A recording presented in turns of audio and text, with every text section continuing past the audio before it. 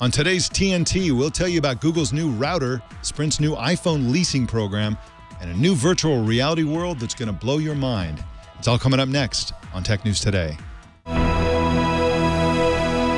This is Twit. Bandwidth for Tech News Today is provided by CashFly at CACHEFLY.com.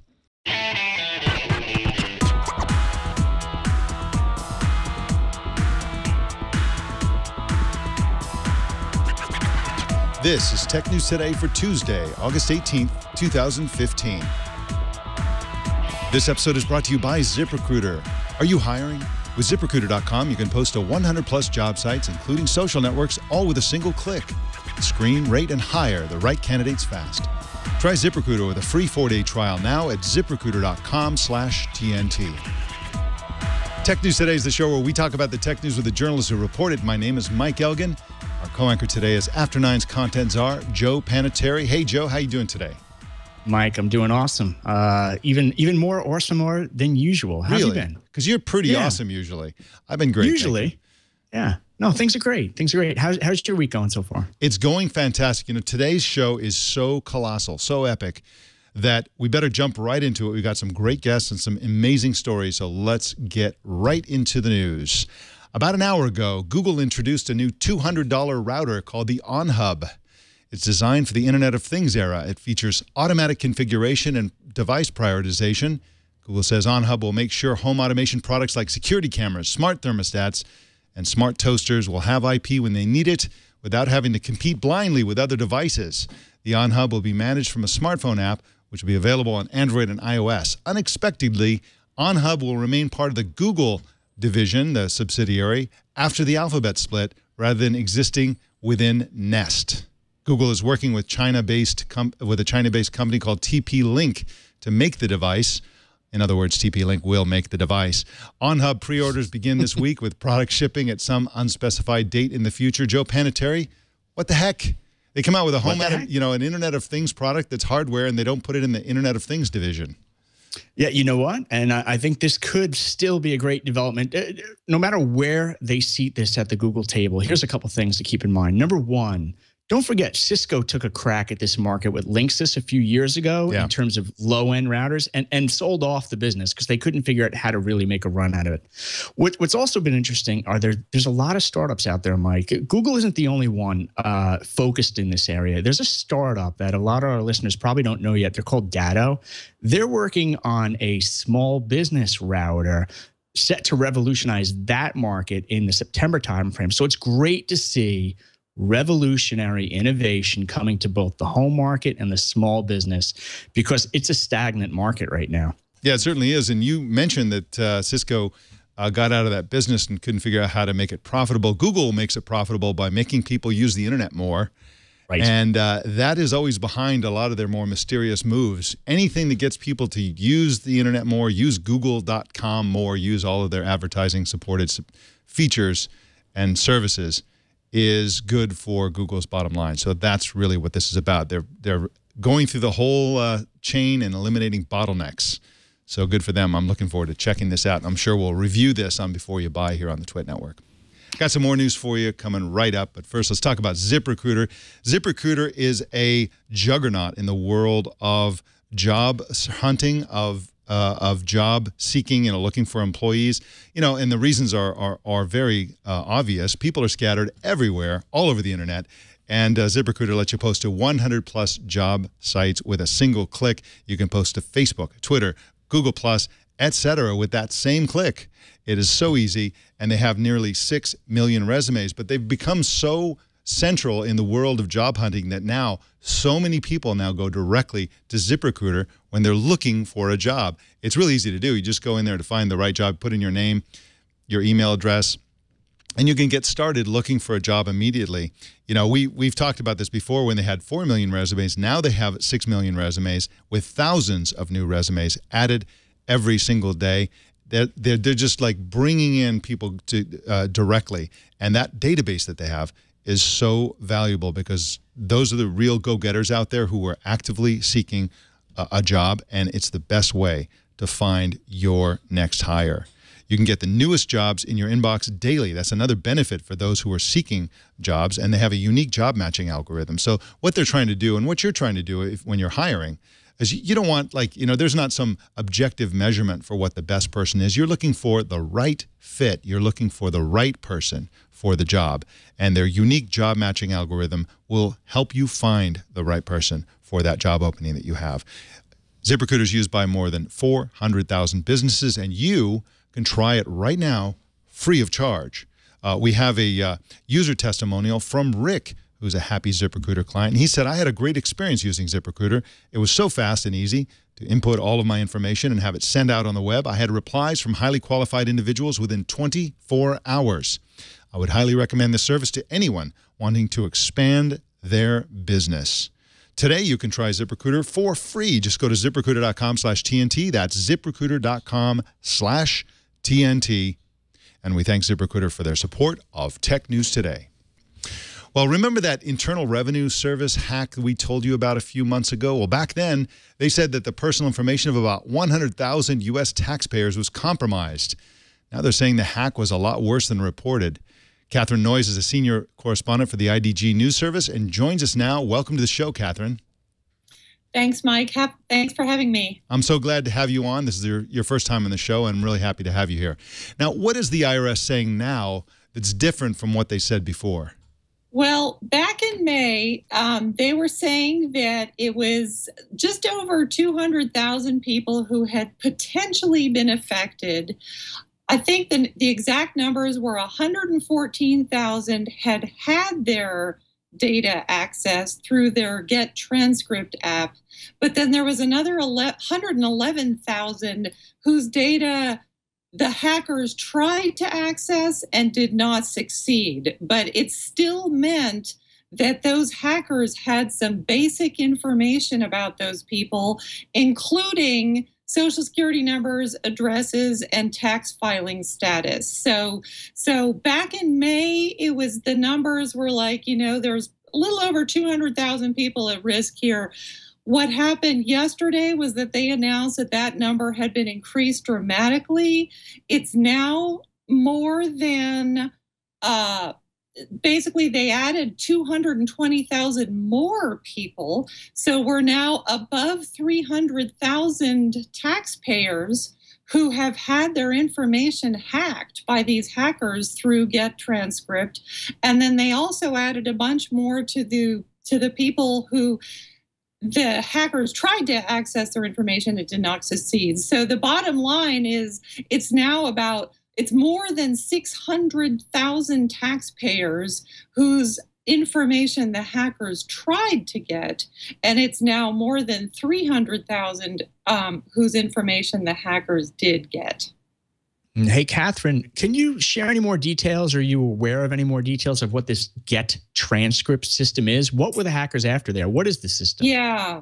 Get Transcript. If you've ever applied for a student loan or a mortgage or something like that, a lot of times you'll be asked to provide a transcript. And it basically it's of your past year's tax returns. So pretty much, when a loan or something you're applying for that, they're looking for a snapshot of your tax activity, in past years. And so Get Transcript was an app that I think it went up in 2014 online. It's still active by mail. You can still do that. But basically it's something where you get a transcript of your past year's tax activity. And typically, like I say, it's for the purposes of getting a loan or a mortgage or something like that. Katherine, very briefly, what does the IRS say about who hacked them and why they did it? Well, back in May, I have to say from both of the statements that I've seen from the IRS, there was one in May, there was one yesterday. Neither one of them explicitly mentioned who's responsible. I do remember, though, that back in May, there was a bunch of mention that they thought it might be attackers associated with Russia. Yesterday, with the latest news, they did not elaborate or refine that at all. So there's really no more news on that. As if taxes weren't bad enough. Katherine, Yeah. Katherine Noyes is at idg.com. And of course, anybody who is with the IDG is syndicated across the vast IDG network that includes PC World, Computer World, CIO, et cetera, et cetera. And you can follow Katherine on Twitter at Noyes. I don't know what that means. Katherine, thank you so much for joining us on Tech News Today. Thank you. All right, bye-bye. A new report from Root Metrics ranks the major mobile carriers on network performance and other metrics, and the winner, Verizon. Phil Goldstein is the editor of Fierce Wireless and joins us to talk about this. Welcome to the show, Phil. Thanks for having me, Mike. I'm so glad to have you on again. Root Metrics has 6 categories of performance, which are overall performance, network reliability, network speed, data performance, call performance, and texting performance. Verizon won all of them except the all-important texting performance, which AT&T won. Are you surprised by Verizon's high ranking overall? No, and I spoke with the folks at Root Metrics yesterday, and basically, if you look at the overall national rankings, nothing changed from their last report, which talked about the second half of 2014. Verizon has, focused on making sure that its network is consistently reliable across the country, and T-Mobile likes to brag a lot about the speeds that you can get on their LTE network in especially in major urban markets. But Verizon, has the breadth and depth of coverage, especially thanks to their spectrum holdings, to make sure that they have a large and robust and reliable network. And so, they've been in the lead in these Root Metrics reports the last few times that they've done them, looking half to half. And I wasn't surprised that they maintain their lead. T-Mobile, we can talk about this. T-Mobile, especially their CEO John Legere, he heavily criticized the methodology of the report, but as it stands right now, Verizon's number one. All right, I think we dropped a Joe there for a second. So you mentioned that the relative quality of each carrier didn't change very much, but did the industry as a whole improve? In other words, did the tide raise all boats? Yes. Everybody is getting better. Everybody's networks are getting faster in some respects. Everybody's networks are getting more widely deployed in terms of their LTE coverage. T-Mobile over the last 6 months, for instance, has significantly expanded their LTE coverage. They said, at the end of the first quarter in April that they were at 275 million people covered. And at the end of the second quarter, they said 290 million. Verizon saw more markets in the first half of 2015 with speeds of 20 megabits or faster on their LTE network than they did in the second half of 2014. Sprint saw their data reliability improve. AT&T was actually the winner in terms of biggest improvement from half to half in terms of the number of awards across those 6 categories that you mentioned if you spread them out over the top 125 metro areas. So AT&T saw a big improvement. So everybody is getting better, but the overall picture is relatively static. And it's a little misleading to just have a single metric for all of these. And of course, they don't test and roll out the results even-handedly. Basically, there are certain carriers that are better in cities, major cities, and there are others that are better overall. Who's best for the major cities in general?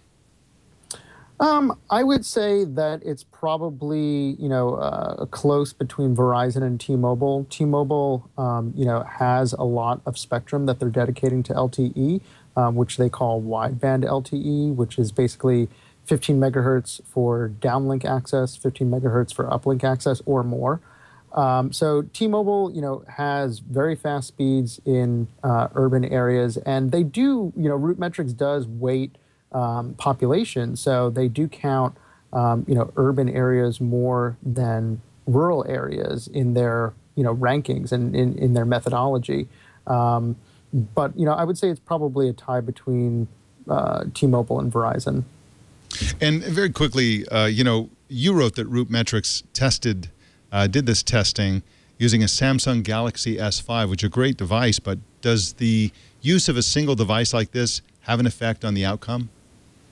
It does, because the device that they tested, and what they told me was, they needed to find a device that would work reliably across all of the carriers for all of the different, tests that they perform, and they do drive tests. But it does affect it because that Galaxy S5, for instance, doesn't include support for, what's known in the industry as band 12, which is the low band 700 megahertz spectrum that T-Mobile has been rapidly deploying across the country. And that, has expanded T-Mobile's coverage and overall, improved T-Mobile's service. So, that kind of skews the results. But, at the same time, it didn't include support for carrier aggregation for Sprint, which they only turned on sort of in the latter part of the second half, or the first half, rather, of the year. So it does skew the results, that's for sure. Now, you're at, of course, this story was on Fierce Wireless, and there are more than one Fierce sites. Can you tell us briefly about the Fierce sites that you got going on over there? Sure.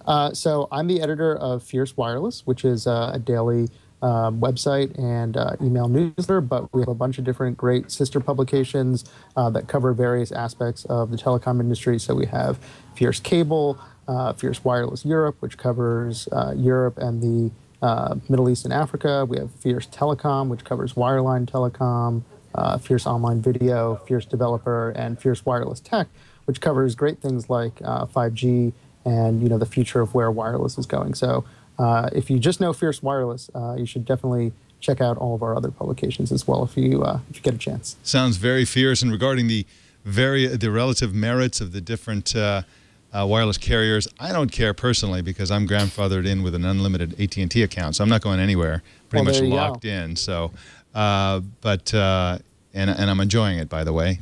And they're pretty good at this in this area. So good for Verizon, though. Phil Goldstein is at fiercewireless.com and on Twitter at Fierce Wireless. Phil, thank you so much for joining us today. Thanks for having me, Mike. All right, bye-bye. Bye. Sprint yesterday announced a new program that leases an iPhone 6 for $22 a month, and users can upgrade anytime they want. Sprint also announced that it would phase out two-year contracts for its customers by the end of the year. CNET's Maggie Reardon interviewed Sprint CEO Marcelo Claure, and she joins us now to talk about that interview. Welcome to the show, Maggie. Hi. How you doing? So Claure told you that Sprint's turnaround is in full swing. Is there any evidence for that, or is he just talking at this point?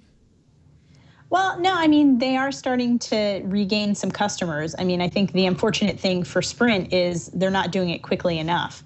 And so what we saw in the last quarter was that T-Mobile overtook them as the number 3 carrier in the U.S., finally catching up and getting more customers than Sprint has. So, that's a bit of a blow, but,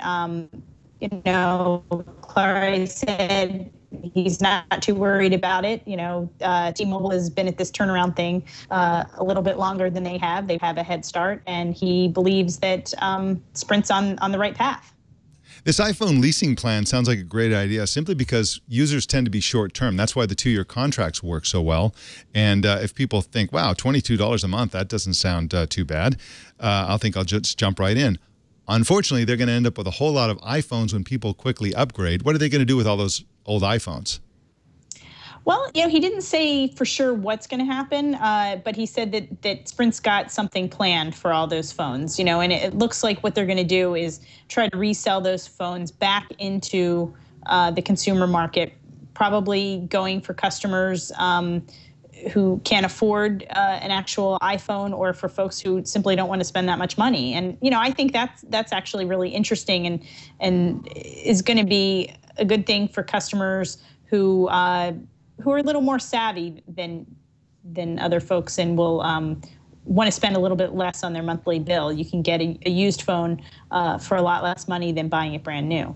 Now, we just talked about the relative performance of the different mobile carriers, and Sprint, they didn't do that well, but Claure told you about gains Sprint has made, especially through carrier aggregation. Could you talk about carrier aggregation and about what his claims are around their performance improvements?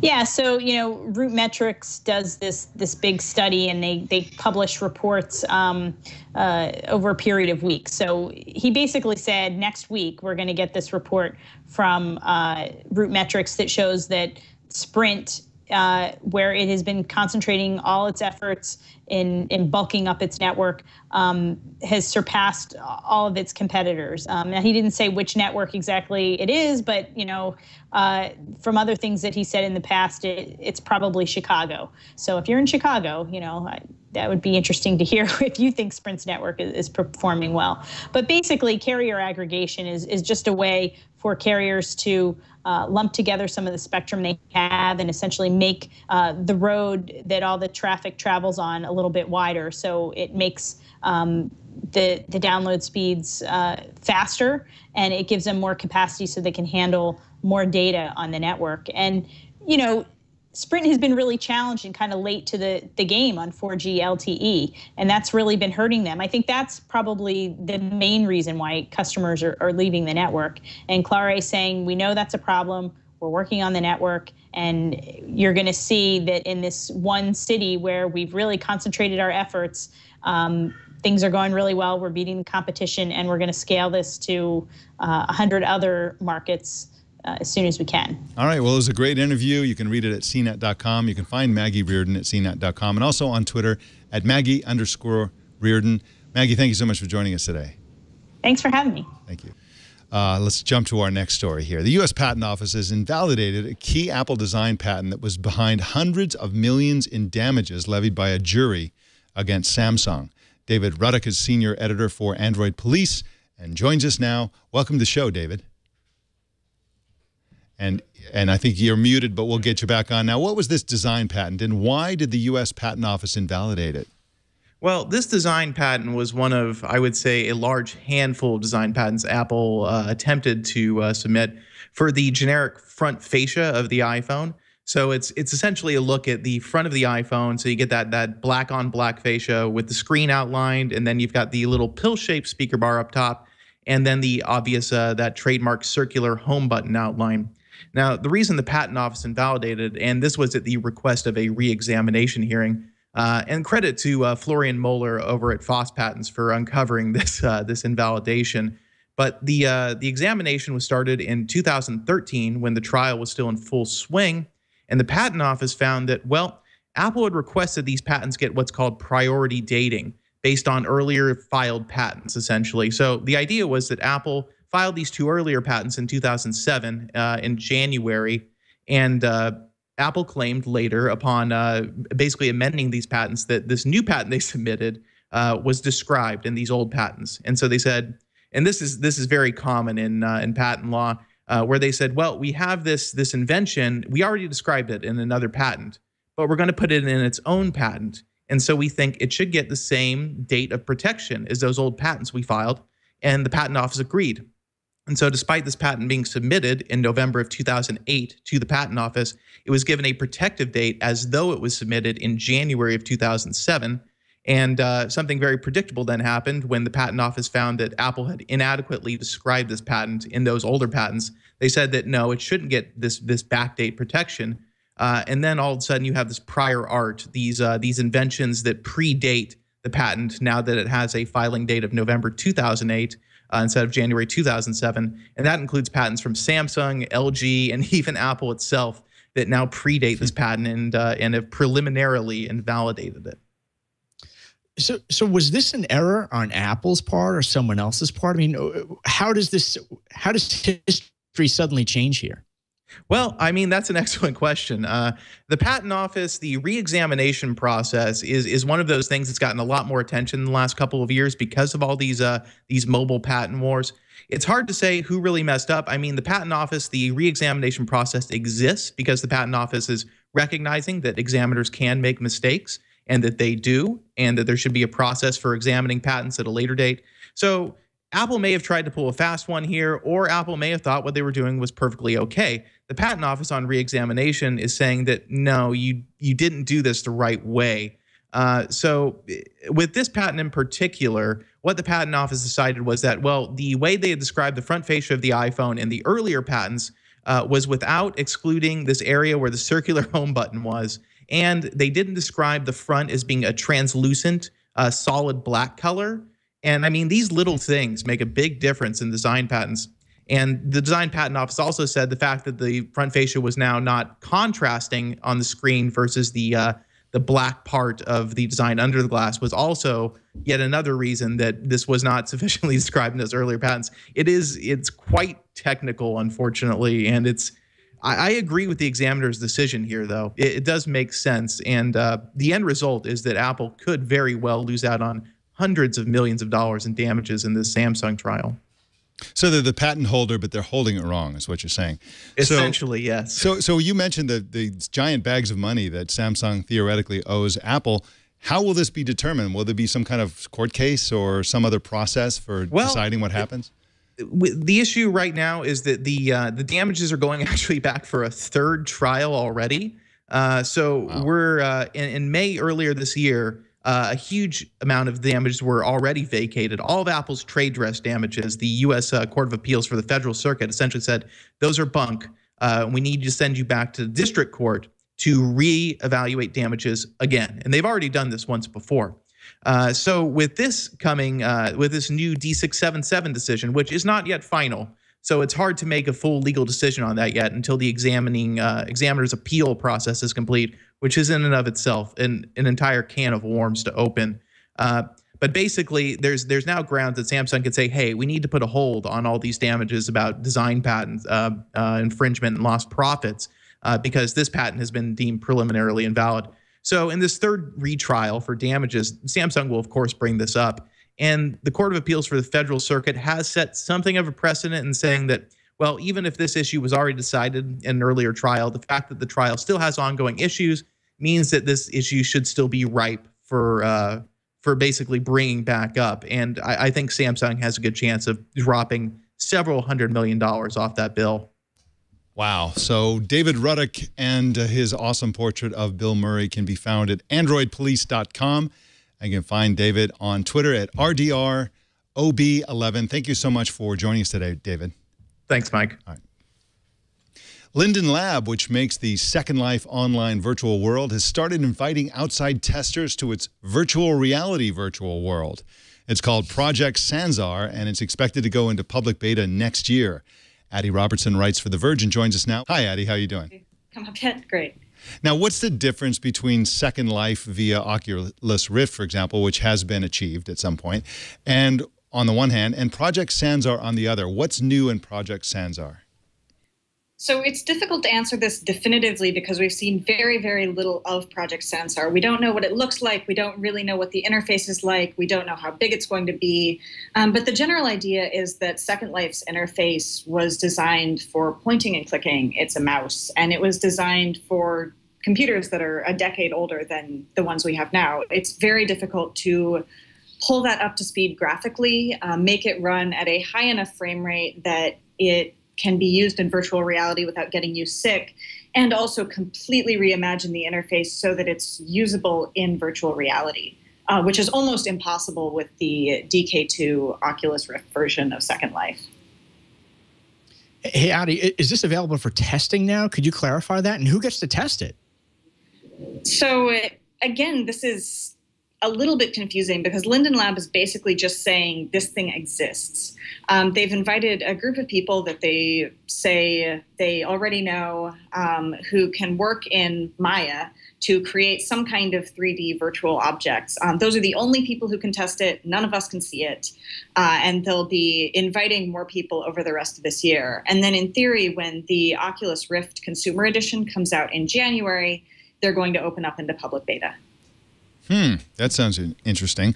I will be impressed if both of those things happen, if Oculus Rift, in fact, does ship in January, and if they are ready with the public beta. That would be great if they did that. Now, you just as an example of how early days this is for this platform, you mentioned the big differences between what they're currently testing and what will be in the final product. For example, the modeling tools. Can you talk a little bit about that? So again, it really seems like this is an incredibly bare-boned, basically just the infrastructure on which you can design virtual worlds, because it doesn't have any kind of internal building tools so far. You have to use the Maya rendering or modeling program and then upload that.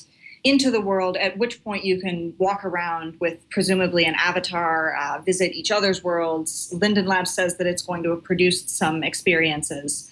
The thing that they're ultimately aiming for is what they've called a WordPress for VR, which is just an infrastructure that you can use to host your own virtual worlds or to visit a company's world or to just sort of travel between these user-created destinations. Hey, Addie, I love this metaphor with WordPress because WordPress is so easy to use. And if they could apply that to virtual worlds, my Lord, that would be incredible. I'm curious to know more about the platform, though, here. The hardware platforms this will be for. Is it just for Oculus Rift, or will it be for a multitude of different hardware platforms?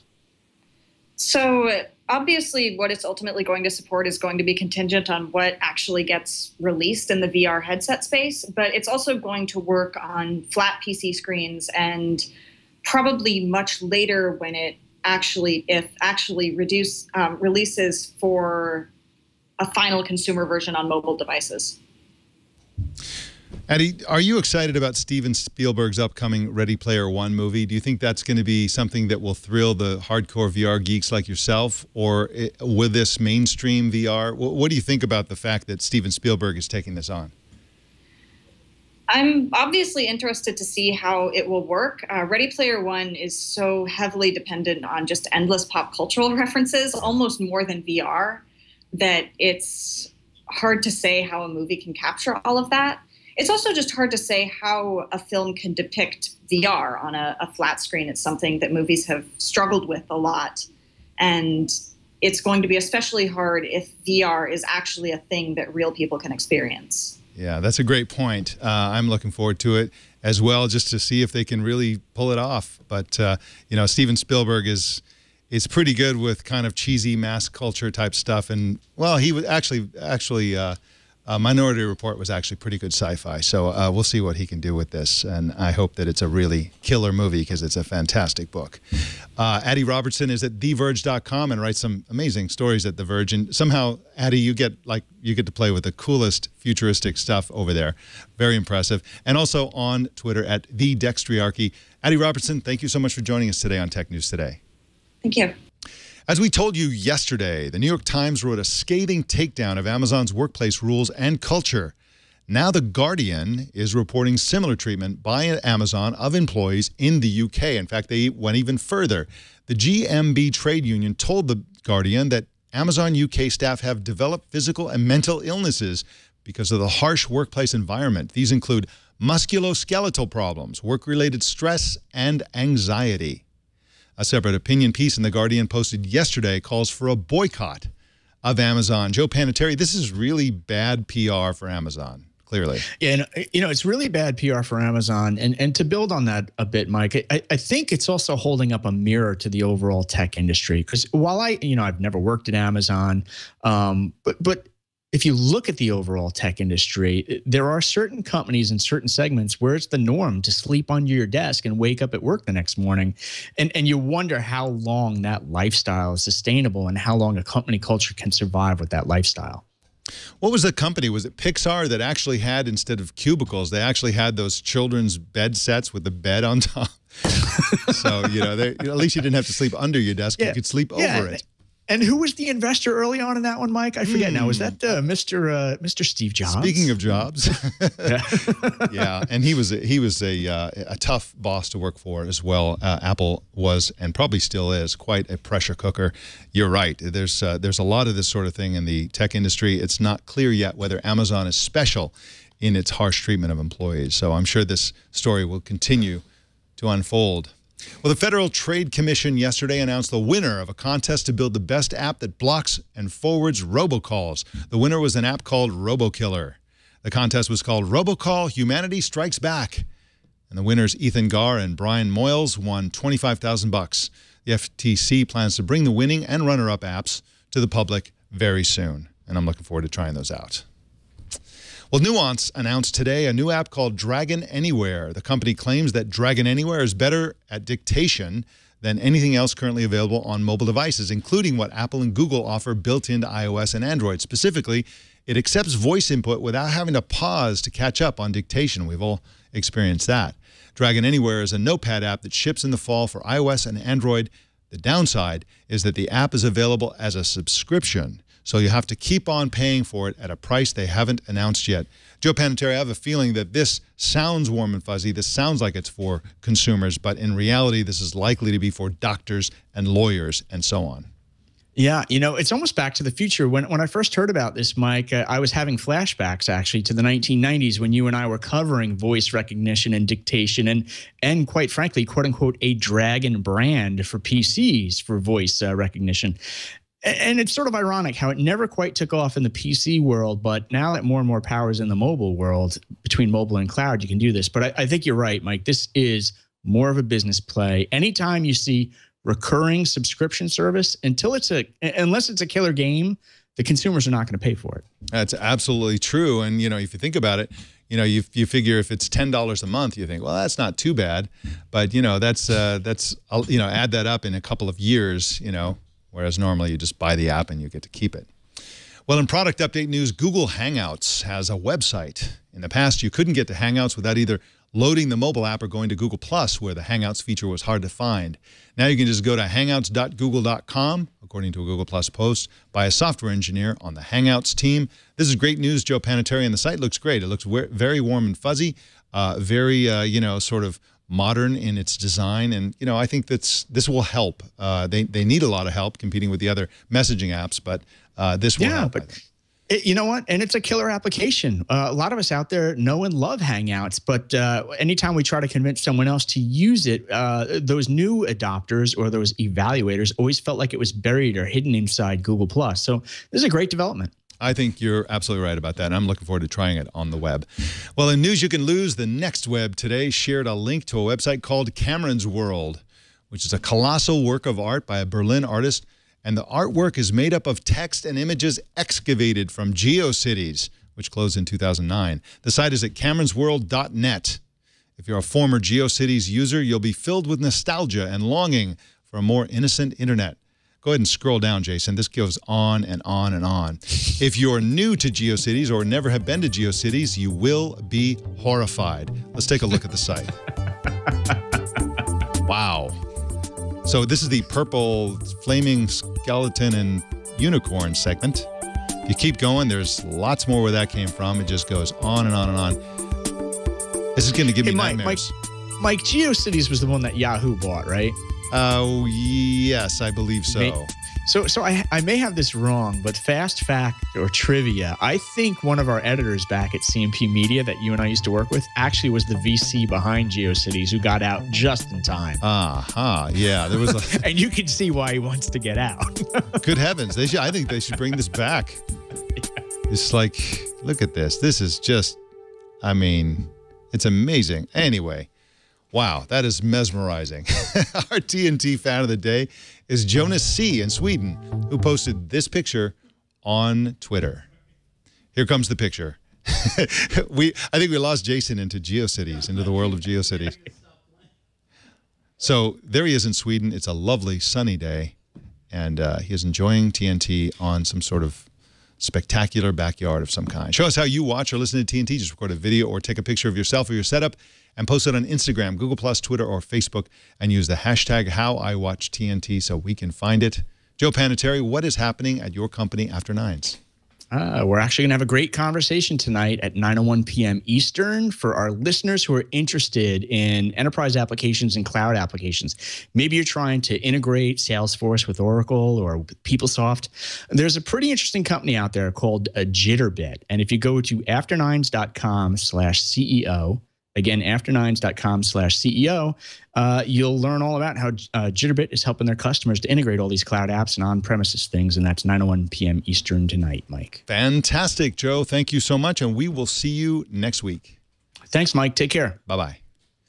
You can subscribe to Tech News Today on Yahoo or choose your favorite way to subscribe at twit.tv/TNT. You can also watch us live every weekday at 10 a.m. Pacific, 1700 UTC at twit.tv/live. If you'd like to help us grow our audience, here's how you can do it. Just post a link to twit.tv/TNT on the social media site of your choice and tag 3 friends along with your recommendation to subscribe. Follow us on Facebook at facebook.com/TechNewsTodayTV. And you can follow me on Twitter at Mike Elgan.